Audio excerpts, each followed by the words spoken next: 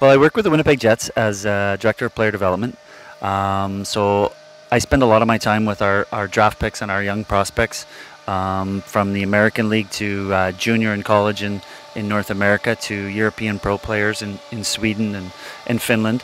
And I basically travel around and spend some individual time with them and try and help them with their game and understand them a little bit on the ice, off the ice, and things that I've learned through my experiences as a player that will eventually hopefully help to get them to the NHL.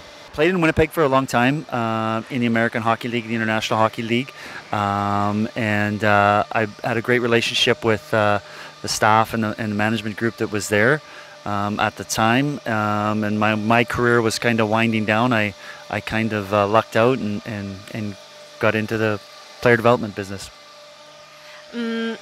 How your job is different compared to coaches or scouts? My job from coaching, it's quite a bit different because it's more individualized. It's more about spending time with the player. It's not really talking about X's and O's and systems and things that happen on the ice.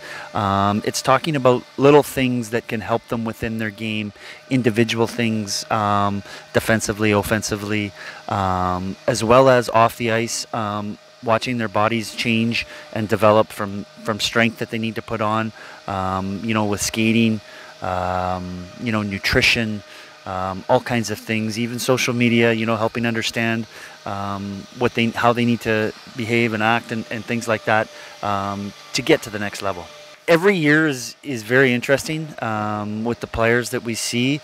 I really enjoy it because you get to see and build relationships with players and hopefully influence them a little bit, that they can get to the National Hockey League. And I enjoy seeing these kids and seeing young players have success and get to the NHL, and whether it's playing their first game or scoring their first goal, or it's exciting to see them do that. Let's talk about a little bit our boy Henri Nikkanen.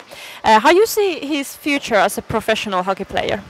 Well, this is my first time really getting to see Henry play.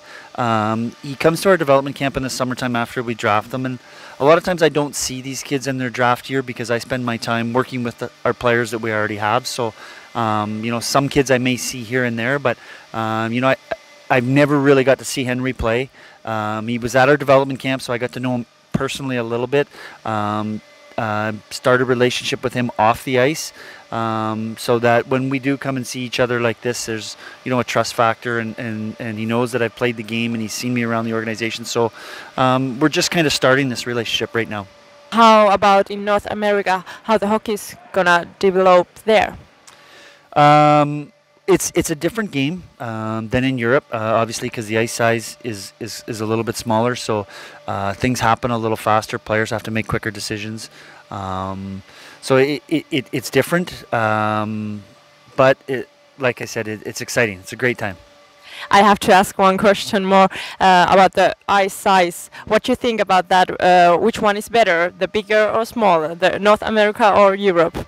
You know what? I think there's benefits about both. I can't say one or the other because I like them both. My last few years I played in Germany, and it was a big ice surface as well. And I liked playing on that size because you had more time to make plays. You had,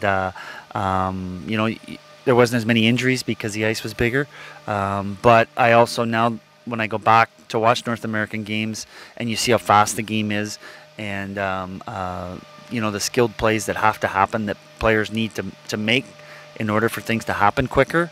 So there's benefits to both.